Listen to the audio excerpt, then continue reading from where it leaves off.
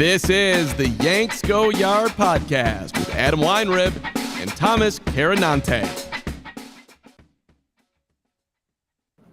Welcome to a Thursday edition of the Yanks Go Yard podcast, the only podcast that gets your Bronx bombed on a Thursday afternoon. Ooh, boy, the Yankees needed a win last night. Big game. Can't be getting swept by the lowly Oakland A's. Domingo Germán on the mound against JP Sears' old friend.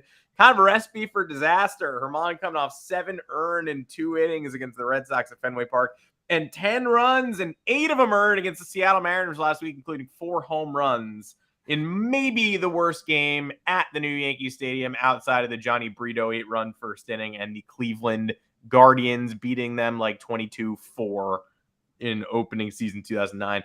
Well, they're not getting swept in Oakland. The Yankees will not be getting swept in Oakland. They did manage to win last night, and something absolutely stunning happened in the process. The offense scored 11 runs.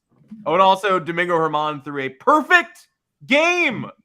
The 24th in Major League history. Some of them are from like the 1890s to really the 22nd one that makes any semblance of sense. The first since Felix Hernandez in 2012, and we gotta talk about it, folks. That's one of the most average pitchers in baseball history, going perfect against the Oakland A's, a team that is quite dreadful, but nobody's perfect game to them or no hit them through 3 months of the season, so that doesn't make it any less impressive. We kind of got to just talk about this forever before Clark Schmidt inevitably loses this afternoon. Again, 0-6 in his last 6 really good starts. Plus Anthony Volpe, post-chicken Parm, the numbers are actually getting kind of legit. And Giancarlo Stanton in the outfield versus not in the outfield. He's a different guy. So that was obvious last night. Maybe it'll be obvious moving forward.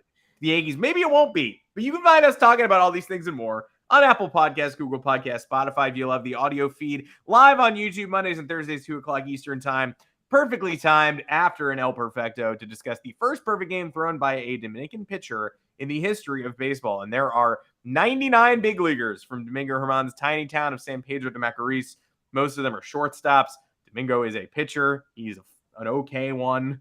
And last night he was without flaw on the mound. Thomas Carinante, welcome to the podcast. Before we get into it, you got an offer for the listener. Woo, I do. Hey, Yankees fans. Hello, any other fans in the chat. We're happy to have you. We have an awesome sports betting promo for new Bet365 users. If you're interested, all you have to do, it's very simple. You deposit $10 as a first-time joiner of the app, or you head on over to bet365.com.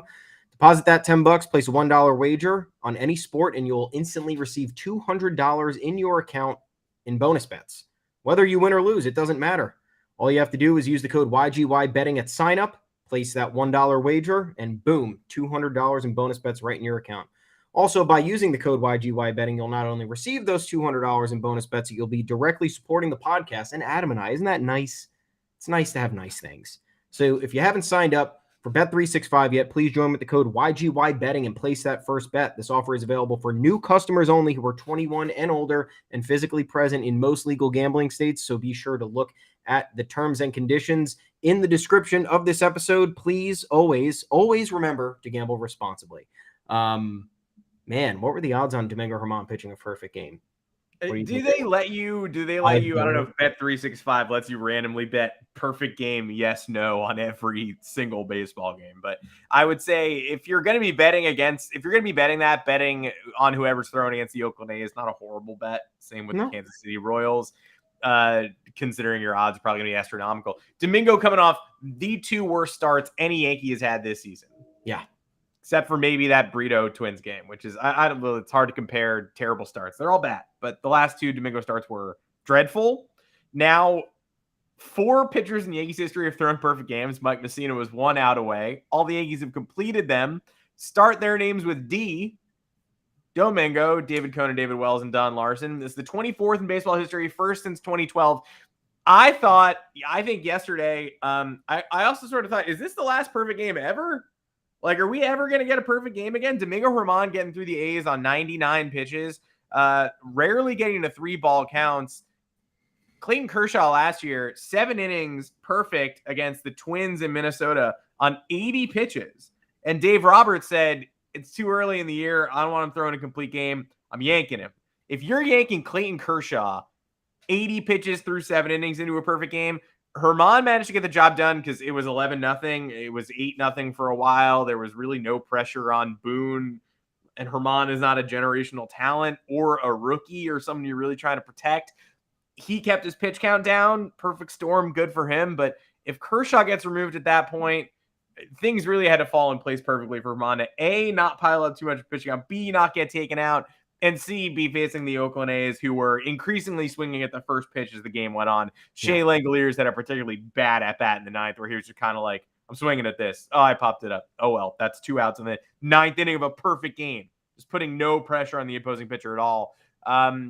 He faced 2 huge delays.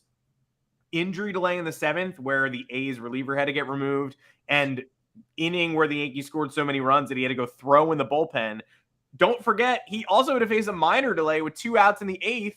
Random baseball rolled on the field from the A's bullpen and somebody had to go get it. There was like right when he was in rhythm, and it started doing that thing where baseball broadcasts cut away to different people's faces. And so I was like, is there a streaker on the field? But no, it's a baseball rolling around. But 2 really long delays, 1 rhythm cutting delay. He got to 3-1 in the count on that batter after the ball rolled around. Still managed to fight back and get him on the full count. Just a brilliant start by Domingo Germán, and only really 1 great defensive play from Anthony Rizzo, too. This was a perfect game, something you may never see again, and it was kind of easy. He got ahead in if you watch because I watched the replay again this morning, it was 0-1 on so many counts, and that's what so many Yankees pitchers have failed to do in recent years is get ahead of the count.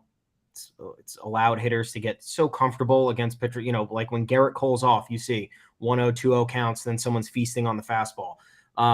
Not only did Germán just have his stuff, you saw how he was dotting the corners, and then he was barely, throwing the ball off the plate. So the batters felt they had to protect, but he was getting ahead of every single batter. And when you're doing that against a AAA-esque lineup, you're probably going to come close to perfection.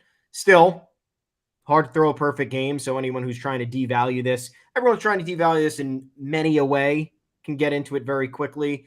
Don't want to dwell on it for too long, but 1, it doesn't count if it's against the A's. It's not my problem that the A's decided to field this team. Did I miss something? Did everybody else perfect game them? Are we 90 games? Are we 90 games into 90 perfect games against the Oakland A's? Yeah. I kind of missed that. Yeah. And for someone, if it was Garrett Cole doing this, I guess you could sit back and be like, oh, well, it's one of the best pitchers in MLB, bulldozing AAA batters. It's Domingo Germán with a career 4.2 ERA going in there, or it might even be worse than that after his previous 2 starts before this, going in there and having his stuff and getting the job done. And then you also have the people who are, rightfully upset about his domestic violence suspension about 4 years ago now. We've been very vocal about that on yanksgoyard.com on this podcast. My position on Domingo Germán has not changed. No. I don't think he should be on the roster, and I never did. Yeah, I think if he got cut tomorrow, in theory, he got cut tomorrow, I don't think many Yankee fans would bat an eye. I don't know what his journey has been. I don't know what his wife's journey has been since that incident. But it does bug me to an extent when anybody who's had any sort of transgression in their past has an inkling of success or a very large moment of success, and then everyone's just waiting on Twitter, everyone's waiting on Facebook, everyone's waiting on Instagram to be the front of the line to make sure that everyone remembered, hey, back in 2019, Domingo Germán had the longest at the time suspension for a domestic violence incident. Yeah, we know. We've been talking about it for 3 years. We wanted him released as early as this offseason when we felt like they could have upgraded in a more meaningful way. We wanted him traded when he had any sort of value, so they could have gotten something back in return to address another area of this roster that was clearly experiencing some sort of deficiency.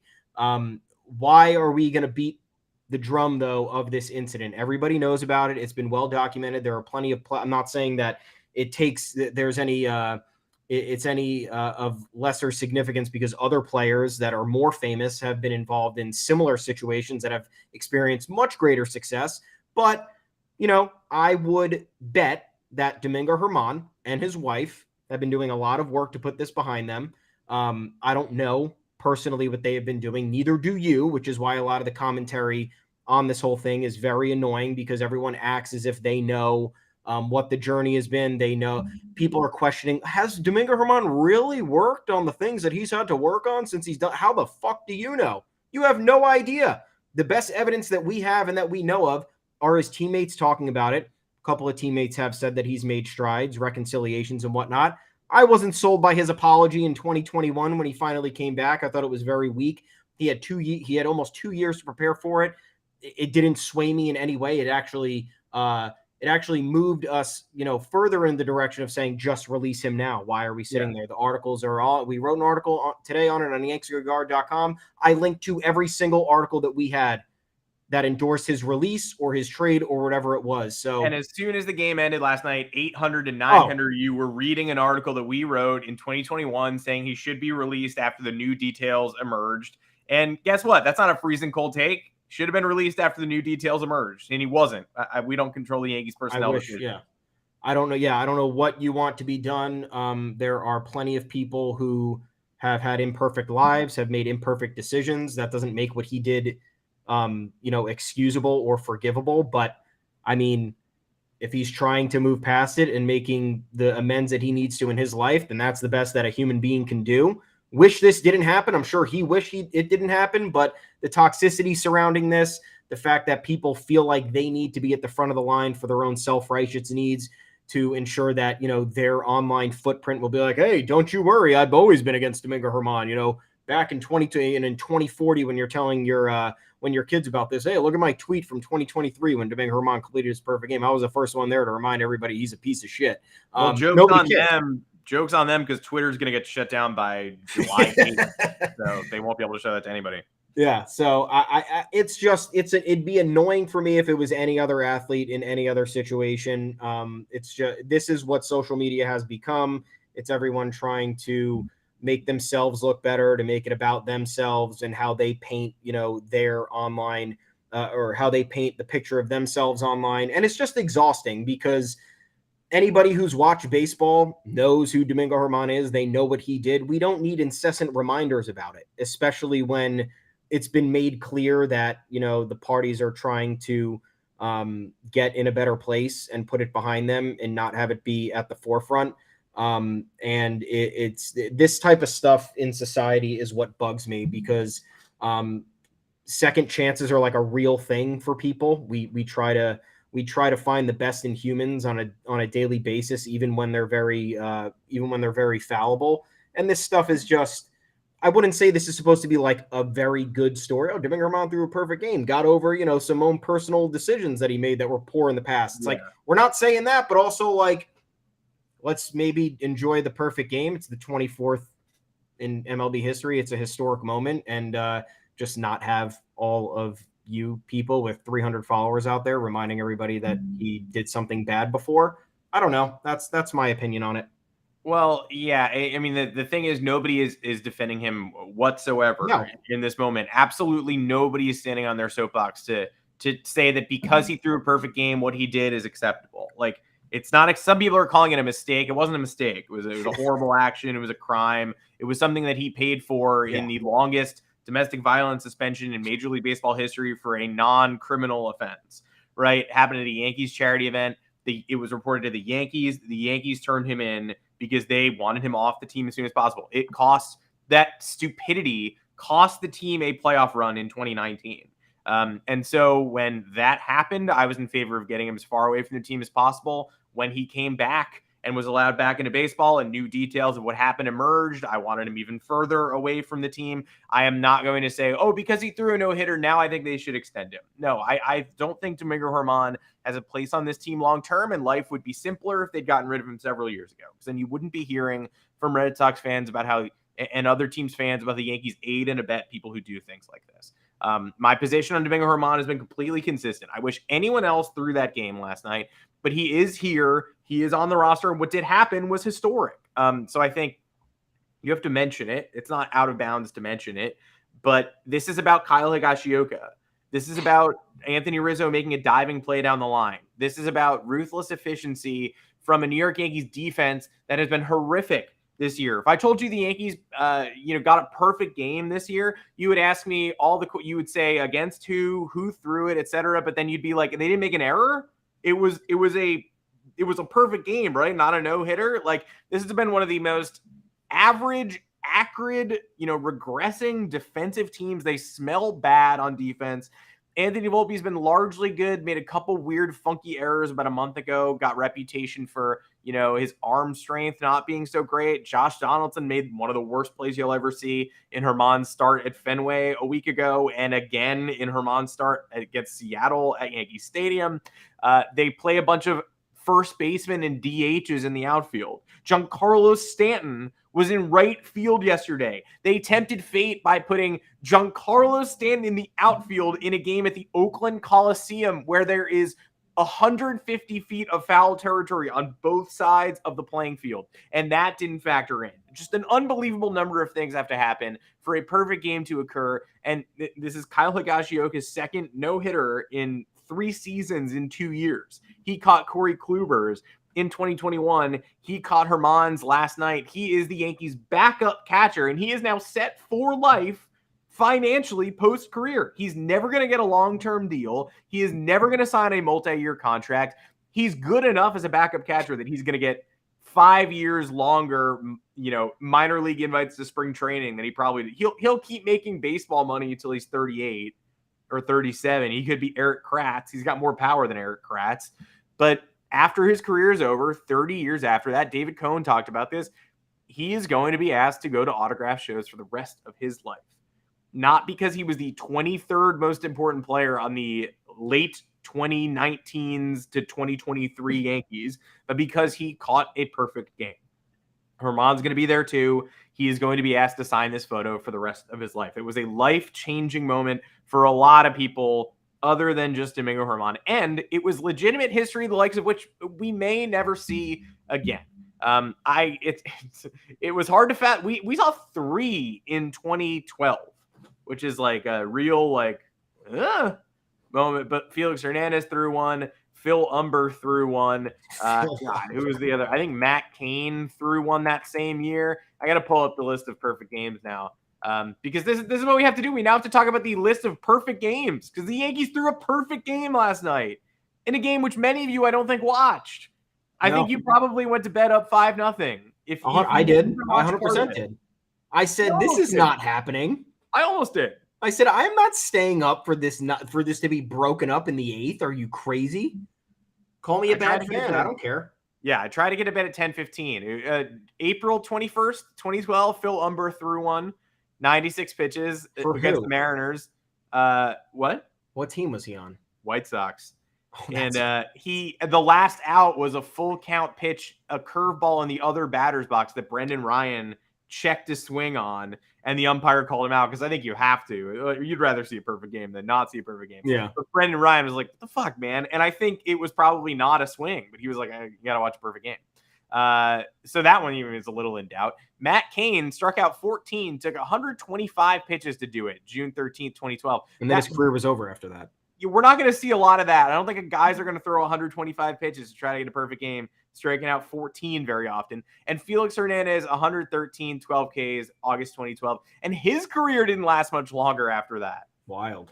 You go back, Roy Halladay did it 2010, one of the true gods of the game. Dallas Braden did it in 2010 as well. Burley did it in 2009. You start to get spoiled. I don't know. We got, from 2009 to 2012, we got 6 of these. And now after entering last night's game, if you ask me, are we ever going to see one again? I would have been like 30% chance we do, 70% chance we don't. And now just reset that clock.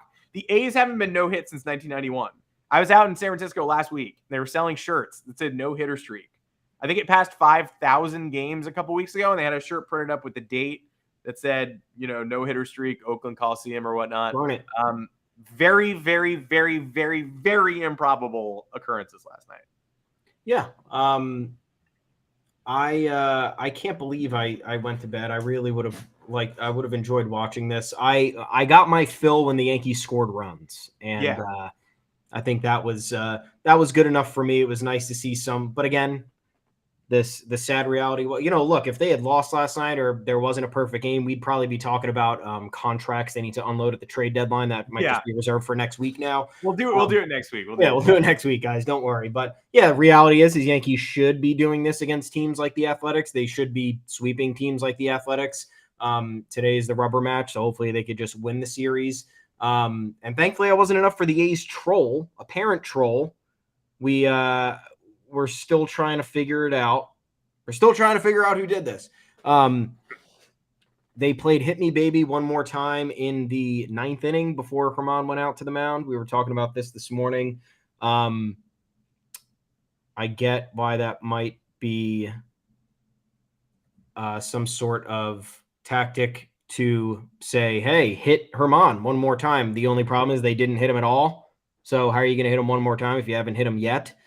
So many people were assuming that this was a dig at his domestic violence suspension, which would have been a low blow. I'll tip my cap to that though, if we want to have some fun and, for all the comedians out there, we don't want to tread on the wrong side of that. But I don't know if we should be laughing at that in a larger public forum, especially because it was a perfect game. So, it's getting a lot more attention than your average game. I know this is in Oakland, so there probably weren't a ton of people in attendance. Although it probably was higher than their usual ones because it is the Yankees coming to town. Those games always have more people in the stands. But I don't know. I don't know what that was about. I don't know if we're ever going to get clear answers on it, but it definitely did motivate all the people on social media who we were talking about earlier to come out and say what they wanted to say and felt like, they were joining in and chiming in on a conversation that was fun to beat somebody else down. I don't know. I'll laugh at it. I don't know if that makes me bad guy, but I appreciate some stuff like this. I just don't know if it was necessarily healthy for the baseball community at large. Yeah. It was a shockingly not fun night for a lot of people. Obviously, it's very complicated for us and for many, but it's a lot of people treated it with like if that was a troll, treating Domingo Herman's real horrific actions that lightly just to get a viral moment, like that's worse than anything. Except obviously it's not worse than the act, but it's like I don't understand. It's what he did is a horrific act, and one thing I'll never do is. People are often like mixing and matching these different acts that athletes have done where they're like, is this worse than this? My guy did this. Your guy did this. What about this? Like there's no scale to compare these horrible actions that people did. But these things in these athletes' pasts are awful. And if they're going to dog them, they should dog them seriously. They should not dog them comedically so that you can get a bunch of retweets from people going like, oh my God, so savage that they played that. Like, no, it's not. It's not savage. It's not funny. It's wildly inappropriate. Yeah, so I won't laugh. That doesn't make me a bad person. You sold me. It is what it is. Oh. You want to make a joke about it in like, in like a comedy club, sure. I don't know if you're, with the family at the ballpark. I don't know if that's the move.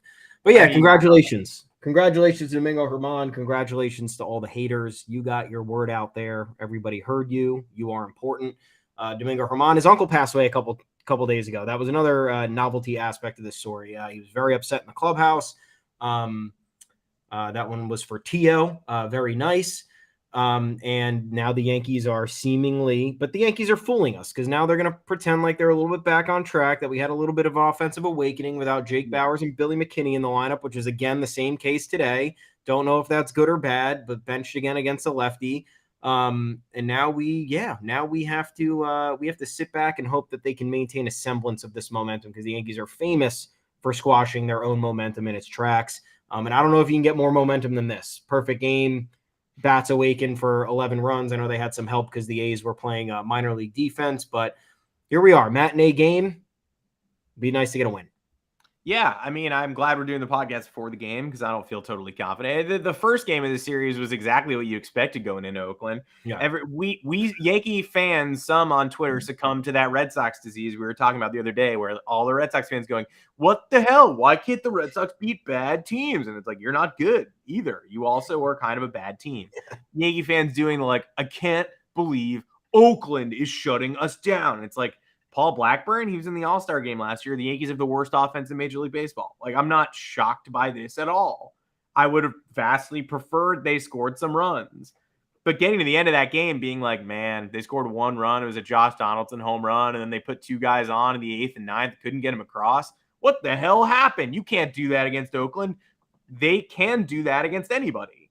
So I wasn't expecting a moribund 2-1 loss opening that series, but when it happened, I was like, yeah, I mean, that's a completely reasonable outcome for this game. It was a bummer to watch.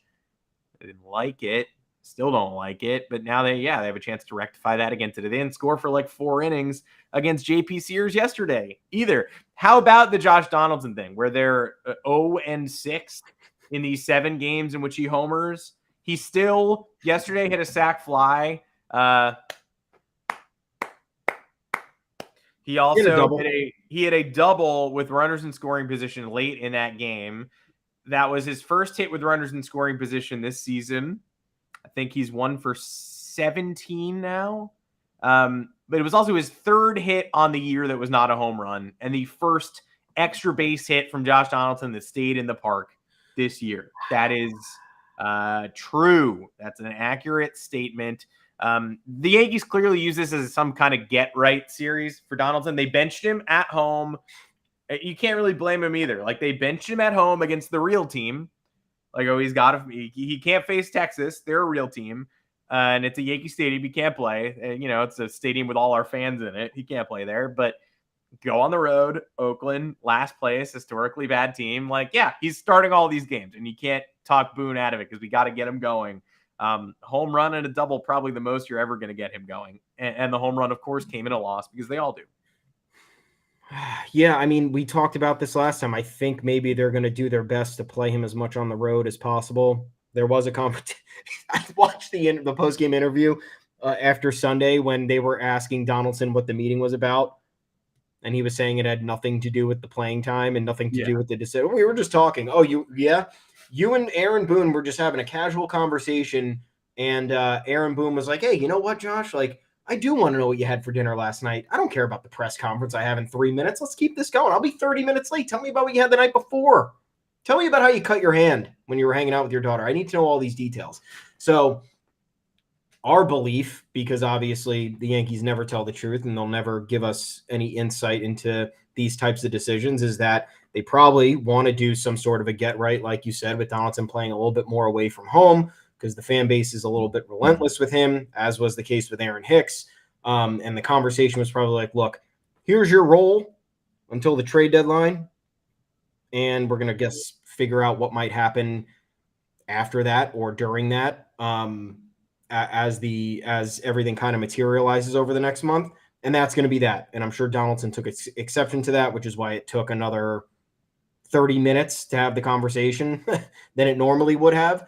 And I think it's the better decision because he's clearly a little bit spooked at home and spooked in Fenway, clearly, because he's been nails on defense for most of his time here. And then his one slip up last year in Fenway leads to that disastrous slide that the Yankees had in July that, put them in that really bad position once August rolled around. And then this year he has another error at Fenway that opens the floodgates for the Red Sox to continue scoring.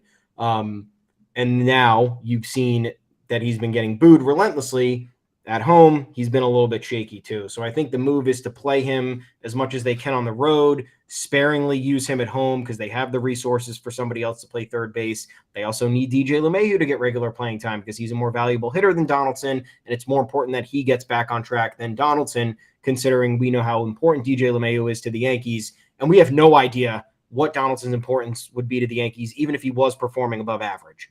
So that's my theory on it. I think it's probably the smart way to go about it. I wish it didn't come in the form of all the drama that was on Sunday, but we're seeing positive results in the first series away from home. I know it's against the A's, so I think the Cardinals situation coming up this weekend will give us some more answers.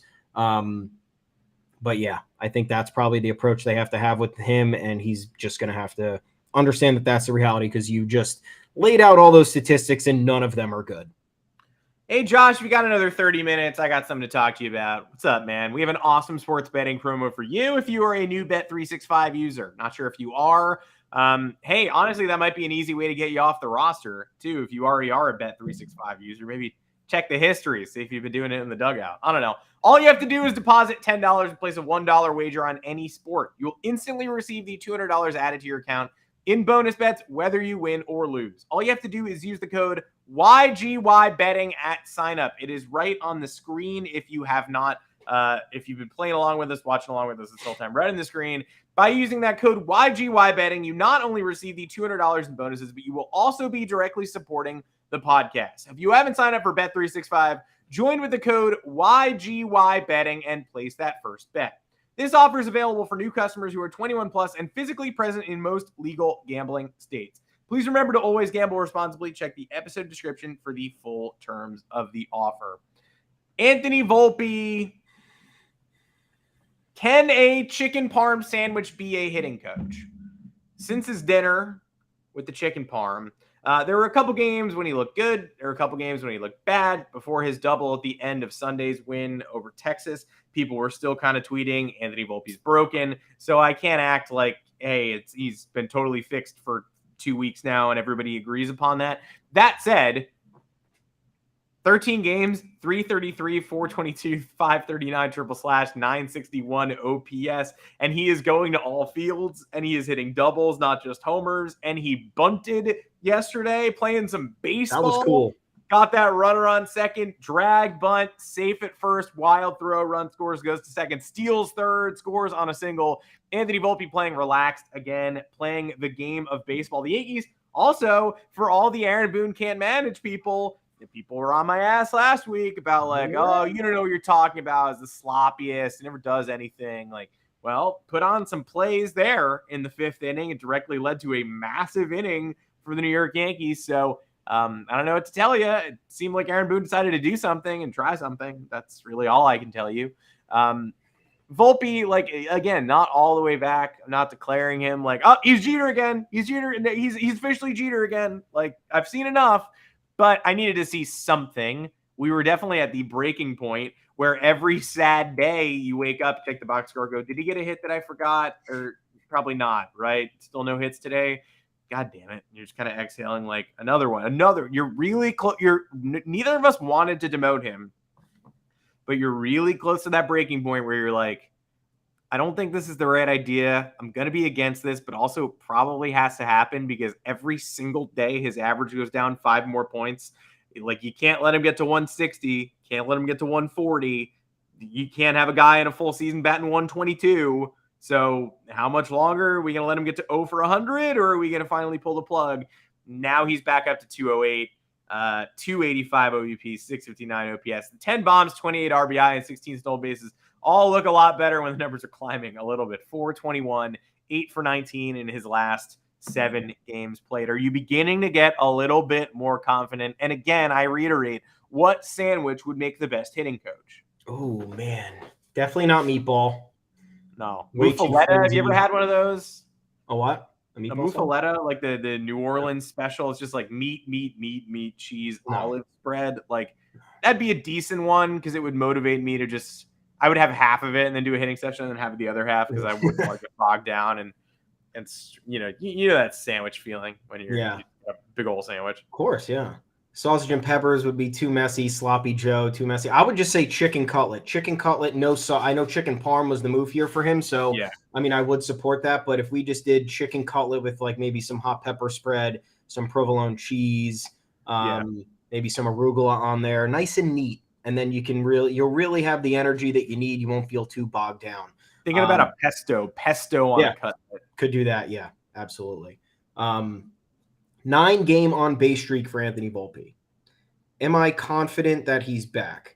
No. I mean, I'm confident that he is trending in the right direction. I like what I'm seeing because you're seeing a good mix of stuff, right? He's working walks back into the equation, which was a really big problem since the middle of May. He's now walked, 6 times since June 16th, on top of getting all these hits over the last week and a half or so. You see a couple of things that have improved too. His pitch selection is a little bit more patient, and he's mixing that in with aggression at the right times. So he's swinging at the right first pitch. He's not being overzealous. I like the mixing the bunt in there. He should be doing that more often. He should have been doing that more often when he was slumping, because that's an easy way to throw the defense off with your speed, and possibly just find a hole in the infield. So you can't be discouraged by his average going up from 186 on June 11th to 208 right now. His OPS was at 605. Now it's at 658.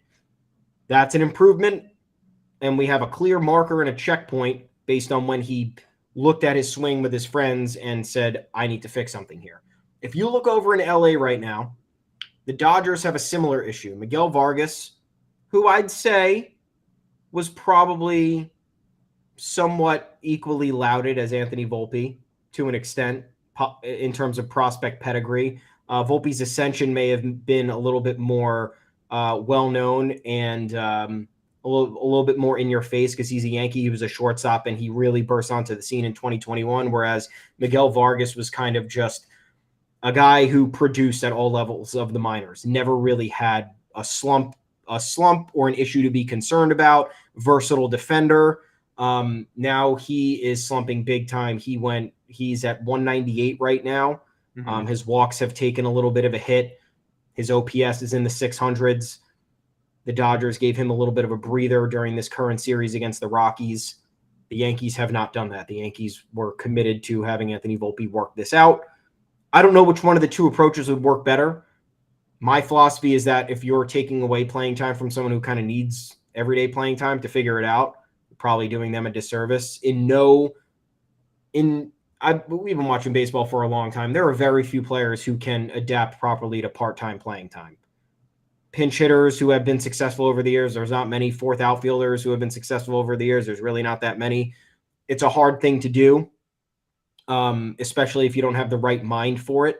Think about, like we're about to talk about Giancarlo Stanton. When Giancarlo Stanton is a DH, think about that life. When you're in a slump as a DH, you have nothing to go back on.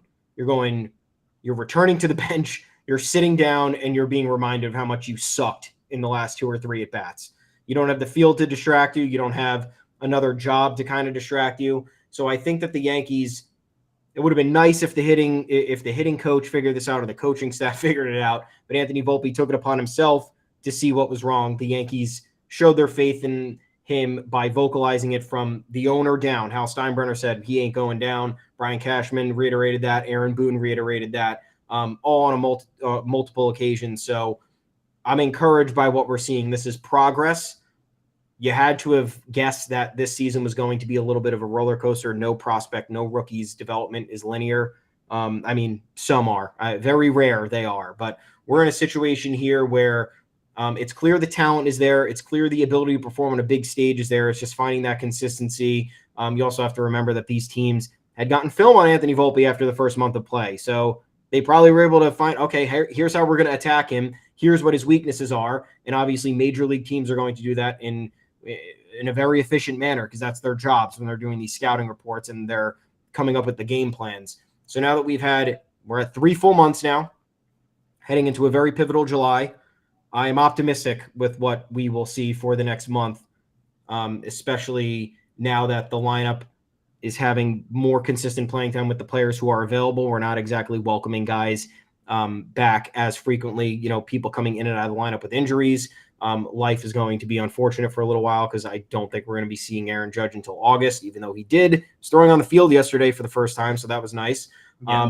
But yes, in short, I like what I've seen from Anthony Volpe. The strides have been encouraging. The adaptation in his game all around since, mid-May until mid-June. And what we've seen over the last 2 weeks has been considerable. Yeah, is he going to pass James Outman at some point? Like the talk of the NL versus the biggest problem in the American League. Volpe at obviously 10 homers. I just read that off. Outman stuck on 9, 35 RBI for Outman, only 8 stolen bases for Outman. Volpe's doubling him up, and Outman hitting 235 with a 736 OPS, 317 OBP. Just like 30 points higher on everything. So Volpe has a shot at all those numbers as Outman continues to struggle. Yeah, Judge. What was that? Was he playing catch yesterday? Playing catch. Was he having a catch? Was he distracting from the narrative? One of those three. I don't remember. It's a regional thing. It's I think in the East Coast it's called having a catch, and in the West Coast it's called distracting from the injury narrative. But he was on the field. It was nice to see. And his celebration at the end of the perfect game was basically like he did not get in the group of people jumping around. Nope. Shouldn't have. I think I would have been a lot angrier if I'd seen him leaping and punching Domingo Germán, springboarding off that toe. He was sort of on the outside just being like, yeah, very cool. Running at his own pace, which way better. Great. Honestly, maybe I didn't even need to see him in that pile. But it was nice that he was there. Also often injured, Giancarlo Stanton. Numbers since 2022 don't lie. I don't know what his future is like. I don't know how effective a player he's going to be. But as a DH entering yesterday, he didn't DH yesterday, so these stats are still up to date. 186, 281, 423, and 385 plate appearances. As an outfielder entering yesterday's game, 251, 302, 503. Still not great. Competent. Yesterday proved that he can still do the Giancarlo Stanton thing. In case your worry was like, oh, he can't hit a ball 115 miles an hour anymore. He can't hit a home. He can't do anything.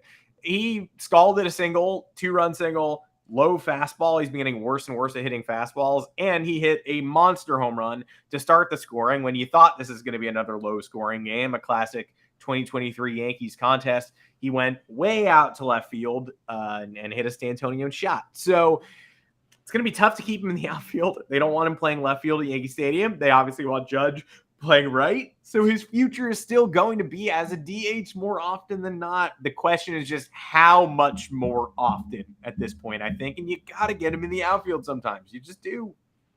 Yeah, I think because what's the alternative, right? The alternative is that he maybe gets injured playing the outfield and then he's out anyway, as opposed to just being locked in the DH spot and not producing. Not that I'm rooting for, not that I'm saying, hey, what's the difference if he's in the lineup or if he's injured? There's obviously a difference. His presence in the lineup helps, especially when everybody's healthy, but you can't be operating worrying about injury all the time.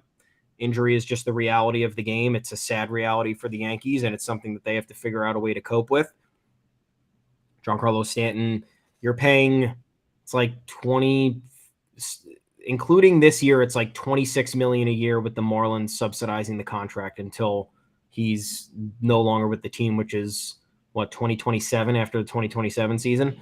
So the Yankees need to find a way to make him as effective as possible. His tenure so far has been largely underwhelming. I know that it's a sad thing to say because Giancarlo Stanton as a person is great. He says all the right things. He takes accountability for his actions. He knows the importance of his ability to perform to this team, and he vocalizes that constantly.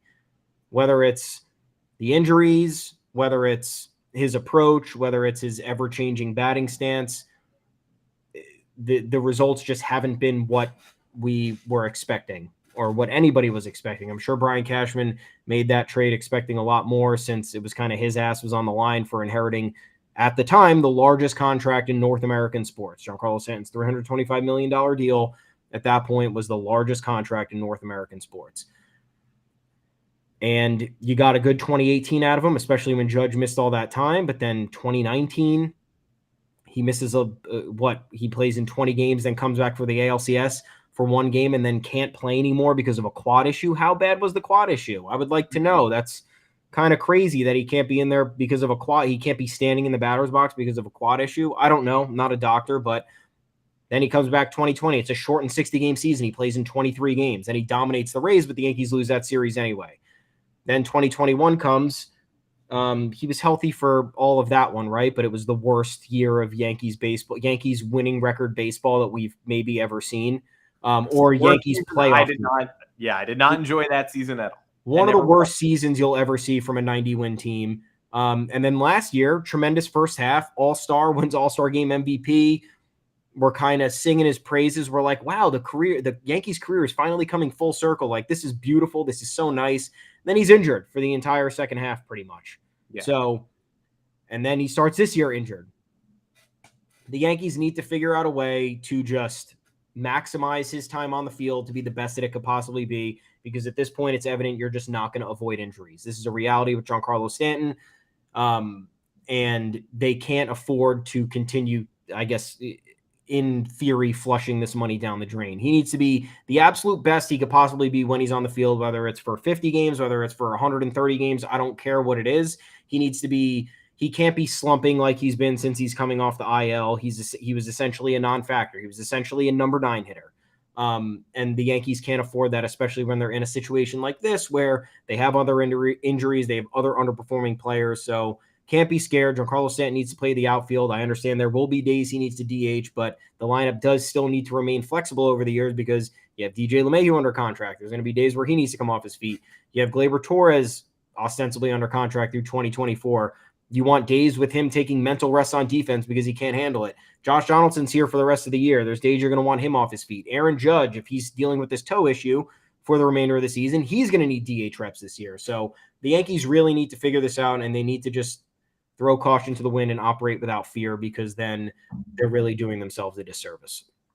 Team option next year for Donaldson too. So maybe he'll be here another year. Who knows? No. Our beautiful Josh Donaldson relationship. That's what he and Aaron Boone were talking about, I think. The mechanics of when to pick up the team option, when everybody will be least upset. Maybe today's the day. In the wake of Domingo Germán's perfect game, maybe we just go for it. I mean, Donaldson recorded the final out. And what an indelible play too. I mean, that is just the icing on the shit cake was the final out being recorded by Josh Donaldson. So you have to think about him every time you see that highlight, even if you've already had your many unpleasant Domingo Germán conversations and associations, you have to think about Josh Donaldson now. Very fun. Yeah. Fun. We had fun. It's Yankees legend Josh Donaldson. Yankees legend, Yankees icon Josh Donaldson. 2 full years here. Stanton was so good in 2019 when he played 18 games, 72 plate appearances, 3 homers, 13 ribs, hit 288, 138 OPS plus. Yep. 18 games. That is just, and that was the second year here. Like what a gut punch that was. That is so terrible. And again, nobody's fault. It's just bad luck. I mean, the Yankees, again, their fault. They acquired a very big contract knowing his injury history. I know his injury history was largely with his knees, right? That was like the main issue. Yeah, he had knee issues with the Marlins, and it was like, you're going to acquire a guy this big with knee issues? Like, that's really concerning. And then a million other issues pop up that are unrelated to it may be related to his knee if he's having all these soft tissue injuries with his hamstring, with his quad, with his calf. I don't know if that's all related in some capacity, but it's unfortunate for him because he doesn't deserve it. I mean, I think the only time anyone deserves criticism is when they're on the field, they're fully healthy, and they're dreadful.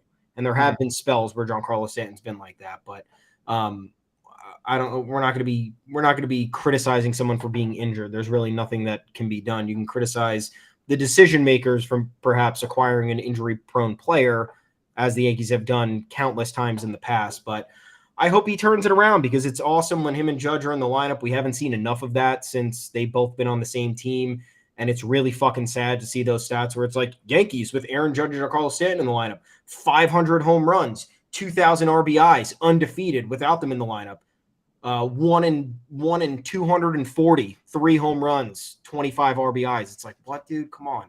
Be great if the whole point was to have both of them in there to make everybody else around them better. And that's another problem with this lineup. The lineup was constructed around, at least you would imagine, those two being there to pad the lineup for everybody else before and after them. And that's a reason why, the last few years you're not seeing the performances from the other players you're expecting to actually step up because they don't have the protection in the lineup.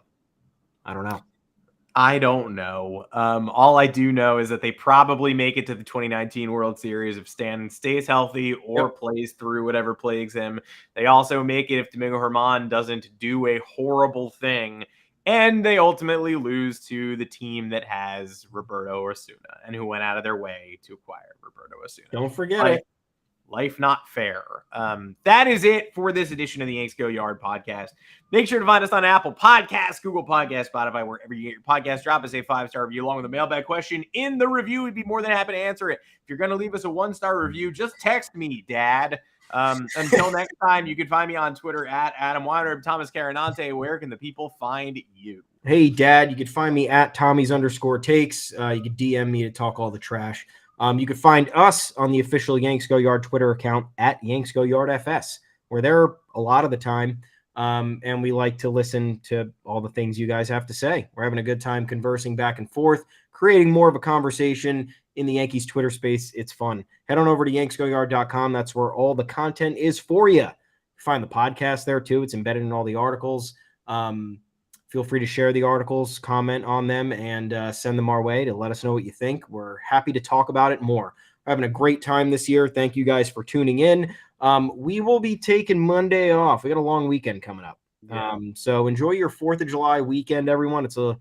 When was the last time 4th of July was smack dab in the middle of the week? I feel like that's I don't know, never but it's happened. annoying. It's annoying as hell. I don't like it at all. What is Weird. Monday off, Monday on, Tuesday back off? Like, Yeah. back off. That's what I say. Back off. Back off. But yeah, enjoy the holiday. We'll talk to you again on Thursday. That'll be a meaty podcast. We got Cardinals coming up, and then what? That's beginning of the series against the O's. Ooh, how many more perfect games between now and then, you think? Man. Clark Schmidt today, that's 2. Mm-hmm. Probably next time Johnny Brito goes, that's 3. Jordan Montgomery's pitching on Sunday, so probably that he throws. Yeah, he'll perfect us. I think. Yeah. So maybe we'll set the over under at 2. Yeah. Probably never going to happen again in the history of baseball, but also probably going to happen to the Yankees 3 times this week. We'll see everybody next Thursday. We'll give you an update. Take care.